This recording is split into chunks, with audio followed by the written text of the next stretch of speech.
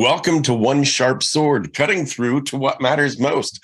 I'm your host, Dr. P, Dr. Wayne Pernell, the Exponential Success Coach. And today, I'm all about exponential success.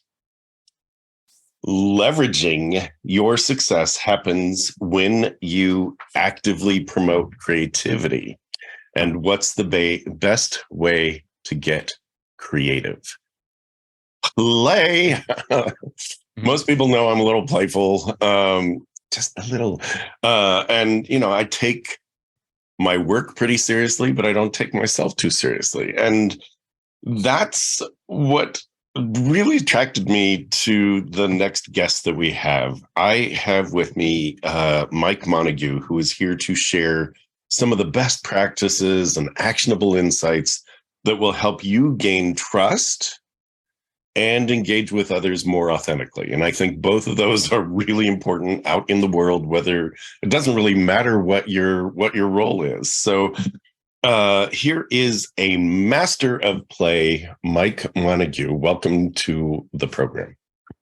Hey, so great to be here. And I love your opening remarks. I like to speak to people who get the joke and who get play. But I think it's also important to remind other adults to not take themselves so damn seriously and to relax a little bit and enjoy the ride. So hopefully we have a little bit of both listening to the podcast today. Well, I think, my audience is very broad, and we have people that are out there stocking shelves and fixing machines. And we have bank presidents out there as well as part of the listening audience, professionals, definitely.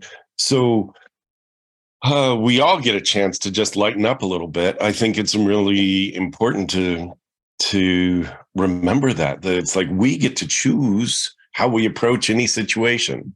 I had something really important today and it broke, like literally broke. I was cleaning glass up off the floor and it's like, I could blame that. I could blame the fact that I needed to do this or it's like, it's just a thing.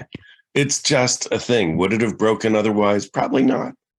Well, I love what you said there. And it actually triggers an opening thought for me here because I think there is something about understanding responsibility and like what you can take action on, right? A lot of times if you break something, it's broken. You can't go undo it. So it's a lot healthier and easier to move on and laugh it off and say, hey, maybe I should, figure something else out next time. Yeah. Right? Learn and move on. But when you mentioned the different types of work, I think a lot of times people hold themselves back and stress themselves out because they're trying to apply the wrong method to the wrong type of work. So if you're stocking a shelf, it's a pretty physical type of work that the more stuff you put on the shelf, the more work you're doing. And so you can work harder at that. There's some physical constraints of the human body that you'll, get tired at the end of an 8-hour day and you need to sleep and other things. But the more effort you put in, the better your results are. There's a different type of work that's what most of us do, which is the intellectual work, where if you're writing a book or you're responding to emails or you're thinking about a project and trying to organize your project management, that's a different type of work. It has diminishing returns. The more you work, the less productive you are because your brain wears out and you can only hold so many items in your head. And you really start to slow down. It's shown for like computer programmers that if you work more than 60 hours a week for 6 weeks in a row, you slow down so much in your production that you could have just worked 40 hours and produced more effort because those extra steps weren't adding as much as the first steps were. We saw that during the pandemic. Yeah. Right? We saw that where people were excited to actually have free time and have their own time and a flexible schedule. And I'm up, I'll just check email at 6:30 in the morning and sure, I'll get breakfast. But before I do, let me check email and let me respond to one or two things. And then the day goes on and you're working and you might take a break here and there, but because you've taken a break, it's dinner time. And now you've got to check email one more time because you took that break in the middle of the day. And right before bed, it's 8:30, it's 10 o'clock at night. You're going to do one more thing. And we saw a lot of that happen during the pandemic, where the concept of revenge bedtime procrastination came up. I don't know if you've heard that term. Wow. But that's where it's like, well, I gave so much. Now it's my time. And we'd put off sleep. And it was, as you say, Mike, the law of diminishing returns. We didn't get productive when we were devoting so much time to the doing. So what's then the sweet spot? There's a third one, which is where I really got excited. Okay. So there's also this backwards law excited. that some things in the universe, actually, the harder you work at them, the less likely they are to happen. So you just brought up sleep. The more you try to fall asleep, the less likely you are to do so. The more you try and make somebody fall in love with you, or you try to make a sale, the less likely that is to happen, because your actually effort in trying to do it makes it less likely. And so we see this sometimes even with play and partying, that sometimes the pressure of New Year's Eve or a wedding celebration is so high to have fun, that everybody's got to have the best night of their life, that nobody can have fun, that everybody's stressed out. You know, you get the bridezilla running around, and everybody's worried that we spent so much money on this vacation, we have to maximize every minute of it. And it sucks all the fun out of the room. And so what I really love is talking about the type of work like creativity and play and connecting with another human being, where it's actually the process of letting go that allows those exponential returns that you talk about. That's awesome. Let's talk about that. Before we do, I typically like to get to know the human behind the expert.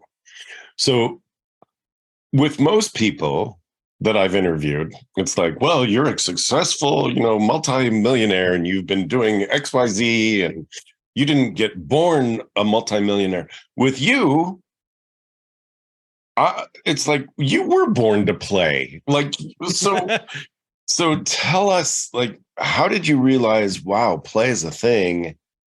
And not only do I not want to stop playing, I want other people to get back in touch with play. Like, what was your process? How did you grow up realizing that, wow, play is actually a thing? Yeah, several things to talk about here. First of all, I should probably just say I am really blessed. I mean, one, I'm a middle-aged white guy from the middle of the country and middle class. So there's not a whole lot to complain about in the first place. But I also had two really good parents that I saw as a little bit separate. Now, my dad's side is like all those people you were talking about. They're like, I'm the youngest Montague without $1 million in the bank, or oldest Montague, I think. They are all salespeople, and they're driven, and he was one of four boys, and they were all just like kind of Lord of the Flies, sports athlete, high performance culture on that side. And my mom has two sisters, and her grandmother was a piano teacher, and that side of the family is all full of like artists and creatives and fashion designers and musicians and really playful people. My grandma on that side is who I credit most of my sense of humor with. She introduced me at a young age to like Monty Python and Steve Martin, and my mom had a Cheech and Chong record that we would listen to on vinyl and stuff, and I just found it all fascinating. But both of my parents encouraged us to play and be our best selves, whether that was in sports or we're messing around, coming up with a band or a skit to perform in front of our parents and make them laugh. We had a term called creative nerdery that our aunts and uncles and parents would use and be like, oh, the kids are at it again. Here comes some creative nerdery. Let's see what they cooked up in the back room, I love that. I love that you celebrated that, right? I love that you celebrated that. A lot of times it's, we shut our kids down, or kids in general get shut down with, stop that, stop the playing. You've got to sit still. And it's like, no, the play is where the creativity happens. The play is where, like, that is where the leaps happen. So Creative Nerdery. I love that there's a name for it. Yeah, that's kind of my family. personal brand now. I love found that. It, no, I it love didn't that work for the podcast title and stuff because people struggle with the nerd. And then people thought it was only for creatives.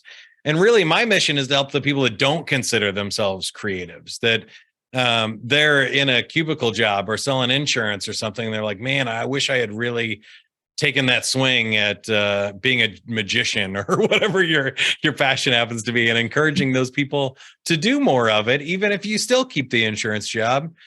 Bring some magic into that. Okay. Did you know that I was a performing magician in addition to like I worked I hit the sweet spot, huh? You did. I worked a traditional job job, right? During the week, and then Fridays I'd close down at my cubicle, drive home, change into a tux, and go out to the local nightclub. So it's doable, right? That being on stage, performing, getting other people to laugh or to step into a place of wonder, it is doable. And it's so recharging. A lot of people think it's exhausting. They ask me how I host game shows and things on nights and weekends after I work, 40 or more hours a week at my job. I go, well, that's the part that re-energizes me for the rest of it. If I just did the boring job part, I would be dying inside. But Definitely. This is the real fun stuff. So cut a long story short, I've always felt like there were two sides to my personality. One, I've been really gifted with like computers and logical stuff. And that's why I'm not like the idiot circus clown, the bow tie wearing guy that's just like frivolous. I make a lot of money doing corporate training. I can focus. I've written computer programs and online courses and books and all kinds of things. So I'm not just being silly. Right. But I think that's really important that it's not about goofy, right? It's not about being goofy or frivolous or silly. It's about tapping something actually deeper. So your ability to balance the logic and the balance a business of corporate speaking, of engaging others, that's huge. Yeah. So when I was thinking about going to college, I had a choice here. I was like, I'm gifted at computers. I can do this. I could be a computer programmer, but I thought, I don't want to be a nerd. I don't want to be stuck in a room by myself behind a computer all day. I want to be cool. I want to be on the radio. I want to perform. And so I decided to go into radio, and I worked my way up, got my own show on the top 40 radio station here in Kansas City. And I was Romeo on Mix 93.3 and worked the nights. And guess what the job is? Sitting in a room by yourself behind a computer all day. I would tell the funniest joke I'd ever heard of and nobody would laugh. And all the songs were picked by a program director, and all the breaks were scripted with commercials and sponsorships and things to read, like the weather and the top of the hour ID. And there were about 30 seconds an hour where I actually got to be creative. And so I found that job wasn't for me. But in the meantime, I DJ'd in bars and clubs. I got to open for Billy Idol and Frankie Valli and play Toby Keith's Bar and Grill and do a whole bunch of cool things as an entertainer. But it was a real struggle to pay the bills that way. So I got into corporate training. I do team building events, sales training. I've worked for Facebook, Google, Uber, Qualcomm, all kinds of huge companies. And that is my way of marrying the two, where I really get to have fun, make money, connect with people, and express myself all at the same time. That's awesome. All right. So let's get you to express a little more. When you do the trainings, what are people looking for as an outcome? And how do you get there? Like, given that we have an audience that's listening or watching, why should they want to be more creative? What happens when they're creative, and how do they touch that? How do we each touch that creativity just a little bit more? I think there are several things. I talk about 5 cc's of fun, kind of 5 benefits of play. Creativity is one of them. It's scientifically proven with neuroscience that when you're stressed, when the cortisol is up in your bloodstream and you're freaking out, your brain is on survival mode. So it narrows your vision, you lose peripheral vision, and your brain focuses on one right answer that will allow you to survive the situation. That's why in politics and even in, stressful corporate meetings, you see people dig in and fight for their opinions because they feel like there is a right answer, first of all. And number two, that if they don't go with the right answer, they're not going to survive, that everything is all stressful. When you release all of that and you're in a playful mindset, when you're playing with a child or doing an improv game or solving a puzzle or telling jokes, you open your mind up and you get different cortisols or different stress hormones called eustress, which actually encourage you to be the best version of yourself. Your muscles loosen. You don't get the back pain and stuff. You can stretch. Your mind loosens. And all of a sudden you can see ways around obstacles that you couldn't before.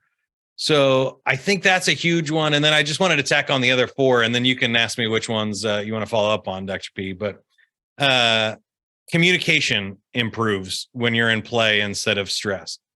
The entire culture improves, which means there's like a synergistic effect that you get more referrals, you get higher customer reviews and things when you have a playful culture. So there's a wider level than that. Physical and mental conditioning improves. When you're stressed out, you're not learning, you're not growing, you don't have the bandwidth for anything. Like I said, your muscles tighten and you have more sick days and all kinds of other stuff that aren't great.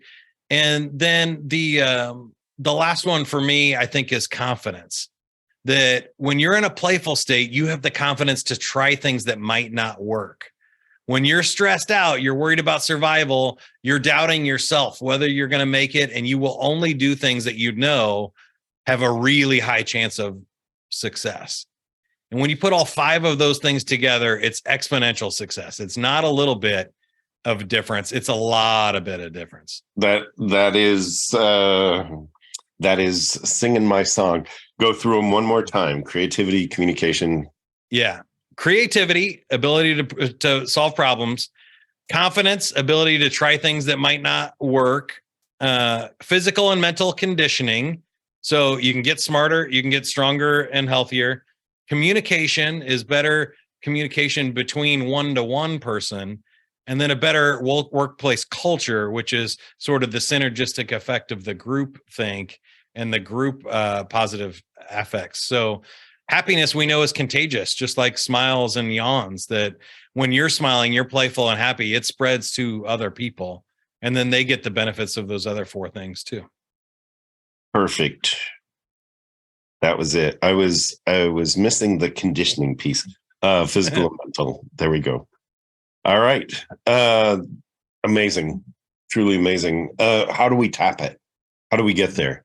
You said that the more we try to sleep, the harder it is. The more we try to, I must have fun, darn it. It's like, okay. This is the part that gets sticky. Python did a great skit on meditation, and they did a ready, everybody, meditate. 1, 2, 3. 1, 2, 3. You there? You're not meditating. 1, 2, 3. And it was like, how do you do that? Like, how do you tap into? Of course, you're not going to relax if someone's shouting at you. And internally, we have this shout of, I'm here to have fun, darn it. So what is the, I'm a martial artist also. The key to letting go is just steps, letting go, right? So talk about those processes. I think the first one is really the hardest, which is you have to lower the stakes here a little bit and take the stress out of it at first. So we have to make some room for some of this. At larger companies, that's really tough. For yourself, that's not really hard. You have to just decide that I'm going to have to do something different. What I'm doing is not sustainable, that living through stress and hard work is just going to burn me out, and I'm not going to enjoy the life along the way. I'm not going to enjoy the destination, and my life might be shorter and less fulfilling. So if you're burning out, or if you're feeling bored and you're stuck on repeat and having one of those midlife crisis moments, That's for you. You got to decide to lower the stakes. Nobody gets out of this thing alive. I can have more fun along the way, and it's not life or death. And then I need to get some space for this. So much like meditation, you can't say like, I mean, you can. If you can only work in 5 minutes of fun in between Zoom calls or something, then take the 5 minutes. But I think you also need to think about how you schedule your day and how you build play moments and breaks and time to let go of all of that stress, because sometimes it takes a while. It can take up to 20 minutes. So I have a question for you about that, because I'm a huge fan of the absurd. And I don't just take a break and go, well, now it's time to play. And all of a sudden there's what? Like, someone coming, a little stuffed animal jumps up, or I'll do some magic or whatever. It's like, I'm surrounded by it. And I think that way. And, I keep stuff around me that makes me happy, or that I am happy because I've chosen to have this stuff with me. So I don't know what you're talking about. Right. Wayne. Exactly. I don't know anything around. For those that can't see and that are listening to this only, Mike's entire room is filled with everything from Legos to juggling balls, Steve Martin album, books. Pineapple. That's awesome. It's like, it's right. So what is your environment? I think that's part of it. And so do we need to actually go, okay, now it's break time, I'm going to go play, or it's break time and I'm just going to journal, I'm just going to color, I'm just going to, we break and we give ourselves space and the ability to do that. I'm oddly special in that, as I assume you are, in that stuff is naturally playful. Right. That it's like, you can't take yourself too seriously. And if you're triggered by something, it means that the other person has gotten in, there's an integrity breach, and it's not about you, it's about them. What's the absurdity that's happening in the context? And I think that is a practice that needs to be brought forward. Yeah. In that, though, you're talking about leave space for play. So so we have a break between calls. Yeah, different types of what do you do? Play for sure, too. So I think there's kind of 3 or 4 levels here. I haven't actually counted these yet, but I think, let's count them together. Hey, bring play to the stuff that you're already doing. So if you are in Zoom calls all day, be more playful in Zoom calls. Leave some space in that meeting at 5 minutes at the beginning or end to connect with people. Ask a silly question. Is a hot dog a sandwich or a taco? Let people have some room to laugh or bring joy and creativity to the work you're already doing. I think I just want to punctuate this real fast, because you're going to make a bunch of points and I want to capture this one. Yeah. Just a simple comment can be playful. And I think we miss that. I think that we miss that, oh, I'm in play. Like, I'm in the space of play. If I ask, is a hot dog a sandwich? That's a playful question. Awesome. Like, to appreciate that, that we miss it so much that, and there's an opportunity to take yourself way too serious. A hot dog is and there's the right answer, right? So again, it's an opportunity to seek the absurd. So I love that it's really a mindset of play, and to acknowledge that. What else? I collect these things. So this, again, I'm not counting the points, but I have a whole list of those questions. So if tomato is a fruit, does that make ketchup a jelly? And anytime somebody in a Zoom meeting goes, all right, that's the presentation. Any questions? I say, yeah. What do you think Santa Claus or what do you think Jesus does for Santa Claus on his birthday? Because Santa Claus really goes out of his way on Jesus's birthday, right? What do you think he does? and just drop that one in there and get a laugh from everybody, make them think. I collect jokes and dad jokes and stuff too, or the interesting objects and games around here. So Yes. we can play a game whenever you're ready too. I have some good questions to ask you, Wayne, but collecting these things allows me to have a bunch of resources ready. Are you ready? Do you know, before we begin, do you know the number one cause of dry skin? I do, but you tell us. You do? Yeah. It's towels. I love it. All right, there you go. So I think there's bringing playfulness, there's finding reasons to be playful.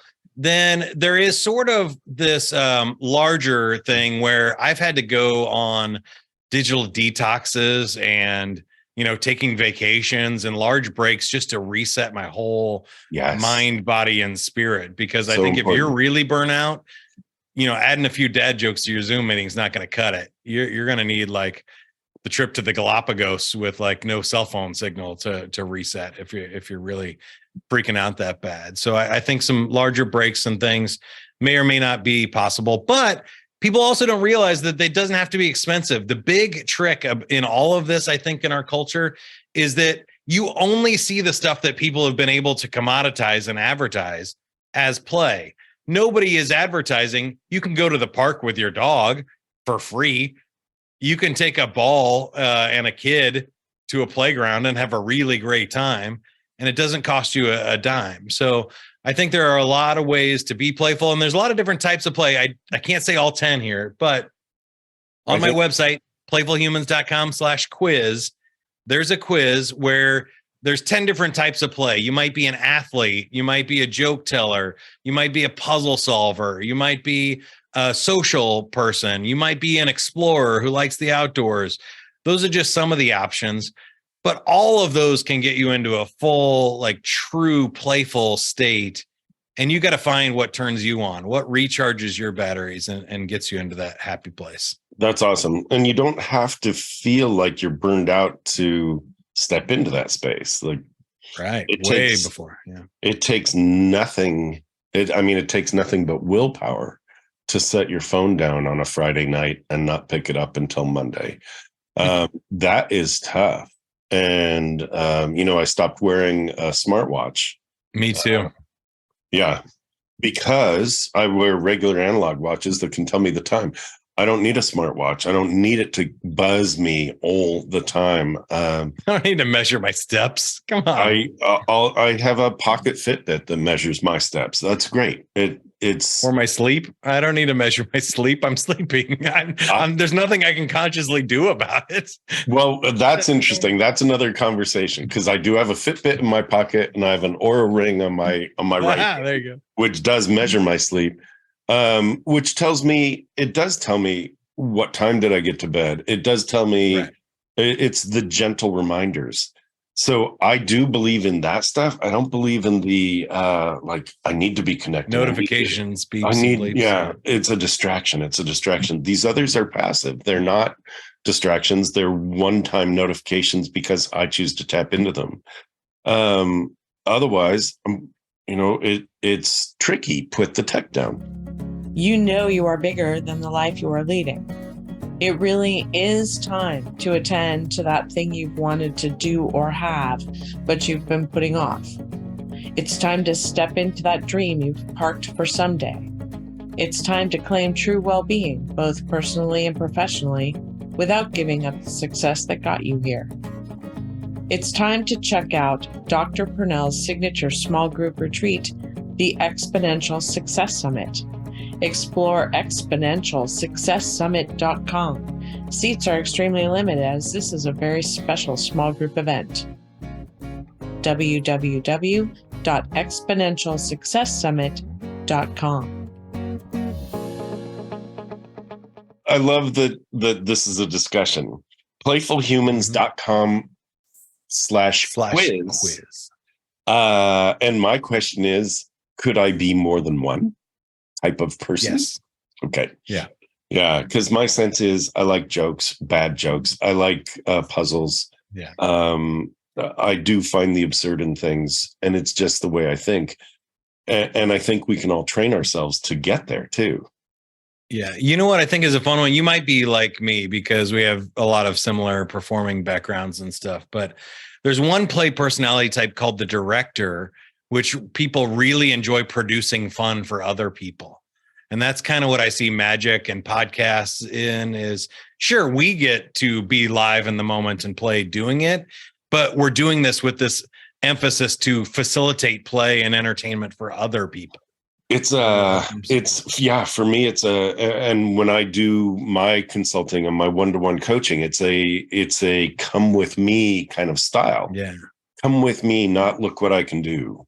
It's a very different kind of, it's a different approach to my doctorate's in psychology. It's a different approach to psychology. It's a different approach to magic. Look what I can do. Right. Mm-hmm. Versus come with me. There's this journey. It's amazing. And it's going to be a little bit of fun. Come on. And that is what I like to promote. Cool. This is awesome. Did you have a quiz for me? Is that what you said? Yeah. Do you want to play a game? Do I? Sure. I didn't think you were going to be the first person to say no for me, but you know this game. We call it Survey Says. We surveyed 100 people. The top answers are on the card. All you have to do is get one of the top answers in 2 out of 3, and I will consider that a win. But those of you listening can play at home and do yours too. Please play along. First one is a pretty easy one. Name a place where people always try to squeeze in one more person. A subway. Subway, we will take it. Those public transportations came in at number 3, the car, the elevator, restaurant table, or a church pew, also on the list. Nicely done. Thank you. All right. Number 2, name a cooked food that's just as good hot or cold. So this is a little complicated. Something that's already been cooked, but you can eat it hot or cold. That's got to be like pizza. I go with pizza too, but that's number 2. Chicken was number 1. I guess people like cold chicken. I also don't like cold potatoes, but a potato salad is, I guess. Carrots I'm not a fan and of shrimp. Cold chicken. Shrimp should have been higher up there, I think. Shrimp, definitely. I'm not a fan of cold chicken. I'm just not. No, I agree with you. All right, last one. This one's my favorite. Okay. During a power failure, name something you can still turn on. Is that like another human, or is that spouse? Number 4 answer. You get 11 points for that one. Or a flashlight. Yeah. A radio was number 1, radio number 2, and the water or stove. So very good. Nice. Awesome.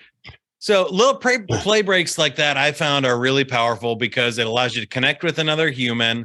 It's a little bit of a distraction that lets your brain and body reset. And then it's also just like a chance to laugh. And I think about it as improv. You know, in improv, they make prompts or suggestions. And so these games oftentimes work as prompts for brainstorming, that something happens where your brain starts making new connections and it fires off. And it's like when you take a shower, it distracts you just enough to go, I remember what I was going to say, yes. Or I have that solution to that problem. I love this, Mike. The whole premise of improv is yes and versus yeah but, right? Yeah, but you're back in that I'm fighting for the right answer. The quiz you just put me through was there are multiple right answers. And even if you're not one of the 100 people surveyed and you come up with the 101st answer, it's still a right answer because you came up with it, right? So the whole idea of having fun with it, think creatively, allow yourself that space. I love that. You know, it's not like you triggered another thought in my mind there, Please. Which is I told you I love these backwards laws. A lot of people think you got to play to win in business and life and stuff, but there are games that are a lot more fun to play, like Jenga, where in Jenga you play not to lose, right? It's a different type of game. And is this whole idea of sort of game theory and infinite games. Sometimes the whole point of the game like improv is to keep the game going. Yes. So really, that's what I feel like business is. You don't win business. You're never like, oh, Apple won. I guess we're over. We're all going to shut up our stores and close up shop. No, the idea is to keep Apple going, to keep your business going, to pay your bills this month, this quarter, so that you can get to do it again next month or next year. Well, I would so definitely, that's a completely different game than what people think of as zero sum win loss. I got the sale or you didn't, kind of thing. I'm a huge fan of the yes and philosophy and anti-zero sum. That it's not just if I win, that means you've lost. If I win, like I'm a huge fan of the idea that we live in a hugely abundant space. And, you do corporate training, I do corporate training.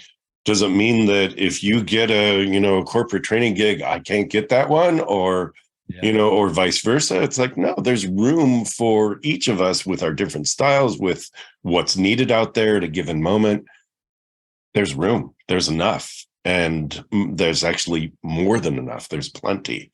And I think the idea of yes and the infinite game, I love that. I love that. Like for me, the idea of come with me on this journey is to spark my audience to think, where can I be just that bit more infinite? Where can I expand what I'm doing just that bit more to make it happen another day, or to make it happen in a way that I enjoy it and other people might enjoy it? Again, back to connection, culture, confidence, your 5 C's.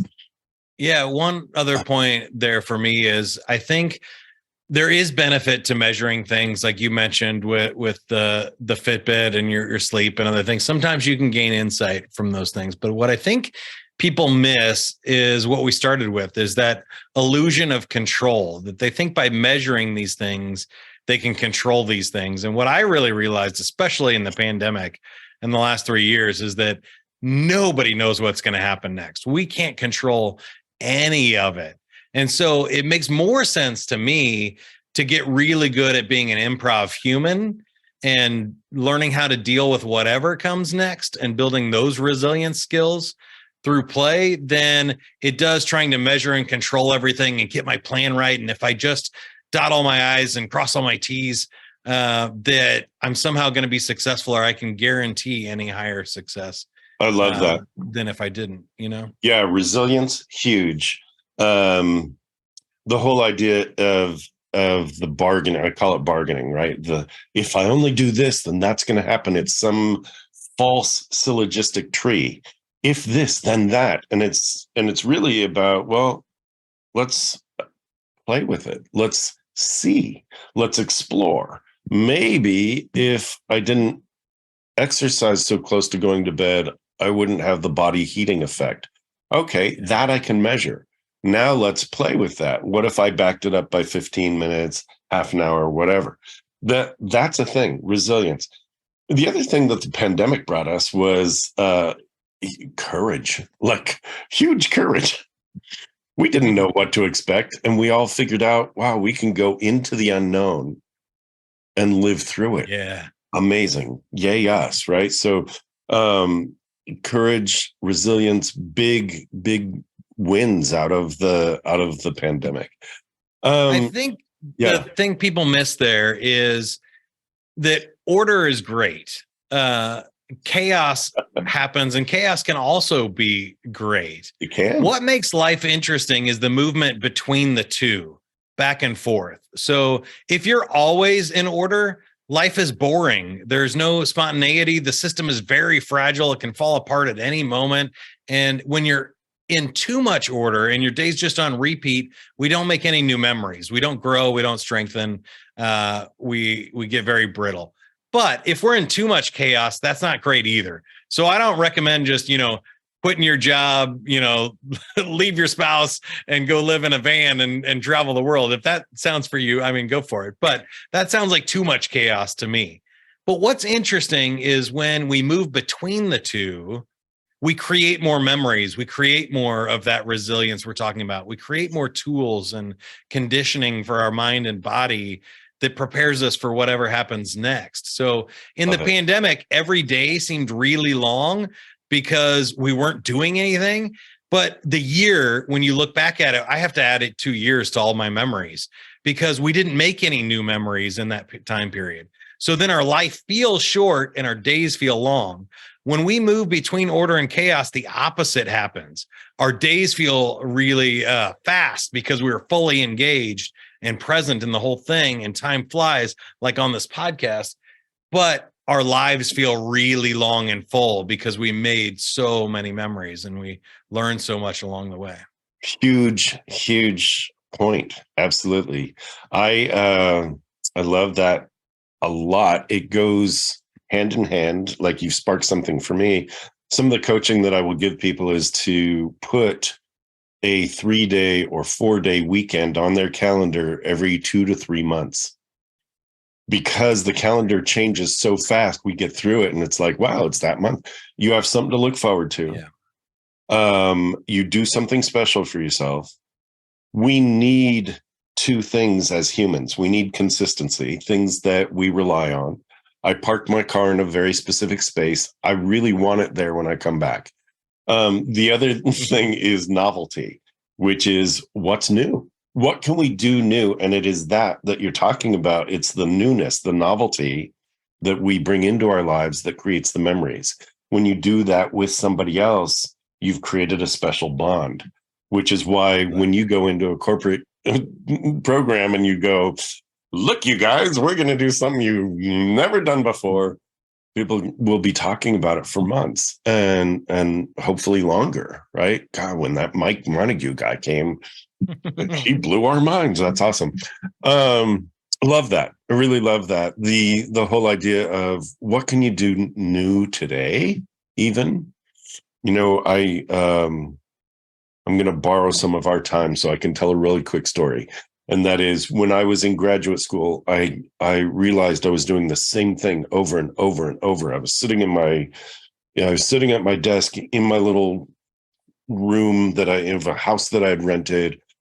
And I was either at the computer or studying. And then I'd go to school and then I'd come back.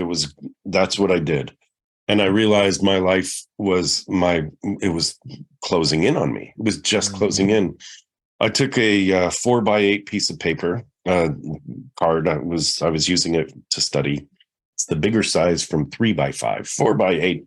And I, in bright orange letters, I wrote a 4-letter word ending in K, and I stuck that on the threshold of the door so it would be the last word that I'd see heading out the door. And that word was risk. And my challenge to myself at that time, this was many decades ago, going through grad school, was risk doing one thing new today. And that was like, okay, I'm going to go to my grad school a different route. I'm going to try a different food. I'm going to talk to a different person, something different. And I think that's the key for, when you talk about play and creativity and strength and authenticity, I think that is at the core of it all, right? Is just, can you encourage yourself to engage differently somehow? Well, you said engage differently. I think for a lot of people these days, it's engage at all.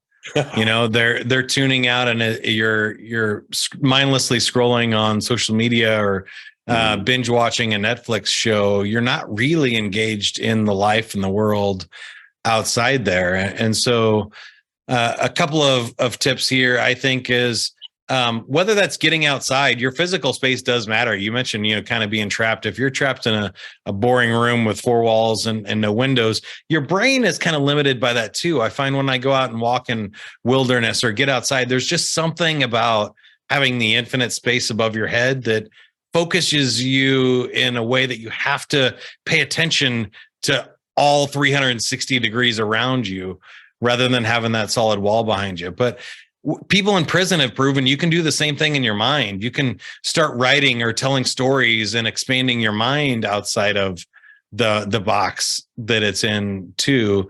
And I think exactly what you said, when you get out there and engage with other people and you take shots to expand your network, to expand the types of ideas that you're getting, it changes your algorithm for life. You start getting new and unusual things and good things happen.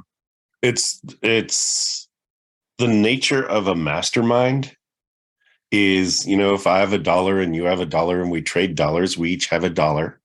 But if I have an idea and you have an idea and we trade ideas, now we have 2 ideas, 3 ideas, 10 ideas, 100 ideas, and it sparks and it sparks and it sparks. And it does come back to just engage, like just talk to somebody. I love all of this.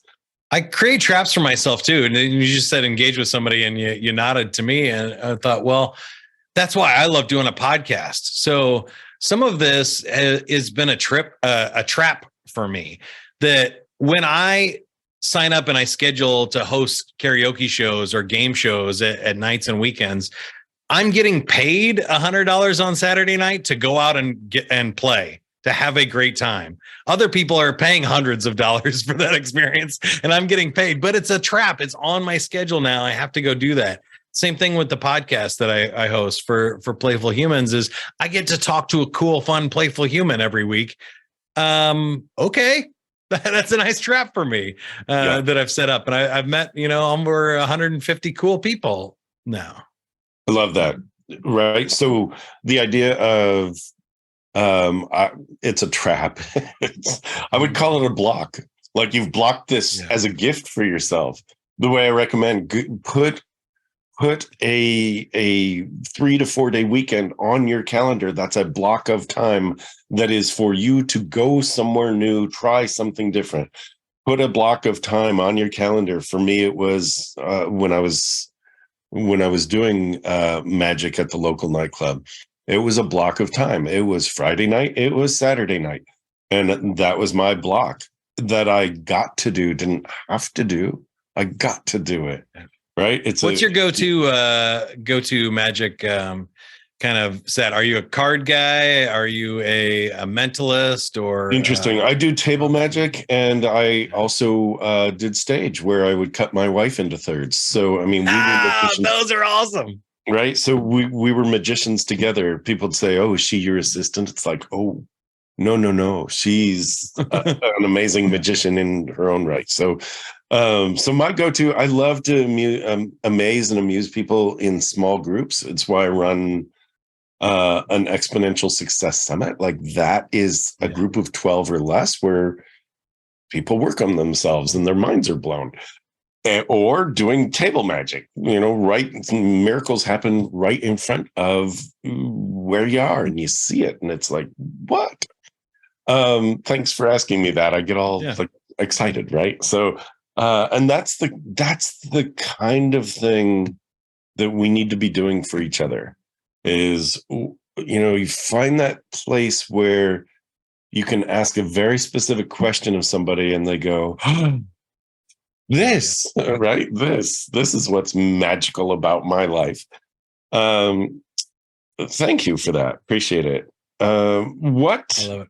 What did I not ask you at this point? Like we've covered a ton, and just the nature of this is fun.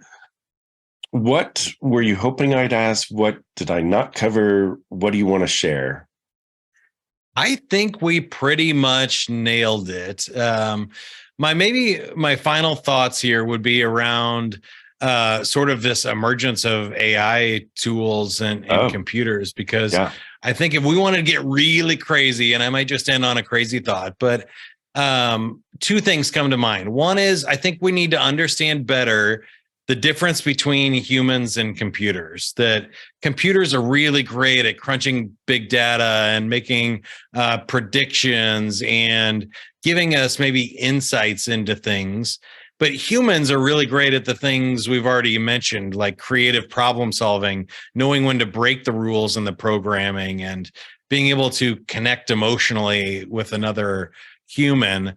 As more technology creeps into our lives, I think we're going to have to more and more make decisions about how we leverage technology to engage with our humanity and engage with the world, and make sure that we don't use it as an excuse to hide from it, to just stay inside and pretend on social media rather than calling your mom and actually talking to her and finding out what's going on rather than liking a picture. I think that's a big deal. The other one and this is my crazy thought experiment to end on, but if Elon Musk is trying to colonize Mars, he has to do all of that with computers and robots. You can't send a human to Mars without being able to support human life because they would die. It'd be a suicide trip. Now, if you could do that, you could create everything here on Earth that humans needed to survive. So it could be possible in our lifetime, Wayne, that we don't need humans to work to survive. And if we didn't, what would be the role of humans in that society? If we had robots, androids, and AI producing everything we needed to survive, shelter and food and clean water, what would be the role of humans? And I think that really helps me focus in on, for me, it's a lot of play. It's a lot of human connection. It's a lot of living your life rather than working your life, which sounds like a really cool utopia if it happens. It does. So because of the way my mind works, I went to this sort of dark space where it's sci-fi, right? So if we have technology, Matrix. If we have technology that is there to keep us alive at some point, and we've given up the oversight of that, and at some point does technology go, we don't need humans to keep alive? And anyway, that's definitely possible. Like I said, this is a really weird, crazy thought experiment. Just in the last 12 months, I'm not joking, I'm a little bit of a tech nerd. I mentioned earlier, right? They Mark Zuckerberg's trying to create, the Matrix, the metaverse you can plug into and check out from reality. We have AI that can write its own programs now. AI can write computer code. And the third one, this will blow your mind. They've invented a metal robot out of that has magnetized metal. It can melt itself, like slide through a grate and reform on the other side, like Terminator 2. We are dangerously close to creating all the situations for an apocalypse. I think we also need somebody thinking about, how do we use humanity? How do we connect and live and use the best of what humans are capable of at the same time? Because a lot of people are putting a lot of time, money, and effort into building these machines. I think that brings us full circle, which is a really great place to tie this together. How do we focus more on humanity? And we do have the ability to play. We do have the ability to engage with each other. We do have the ability to lift a life simply by having eye contact and smiling. I mean, that is a huge way of making a difference in somebody else's life. And I think it's a great place to be, where we as humans get to focus on ourselves and on others as humans. I love it. Well, I love it too. Mike Montague, thank you for being here. You are encouraging people to go to playfulhumans.com/quiz. So that will be in the show notes. Truly, thank you. Thank you so much for being here. Thanks for the time. It was a super fun conversation, and I look forward to everybody hearing it. Yeah, me too. Thank you. All righty. Well, that was Mike Montague. This is one sharp sword cutting through to what matters most. I'm your host, Dr. P, Dr. Wayne Pernell, the Exponential Success Coach. We'll see you here next time. Thank you.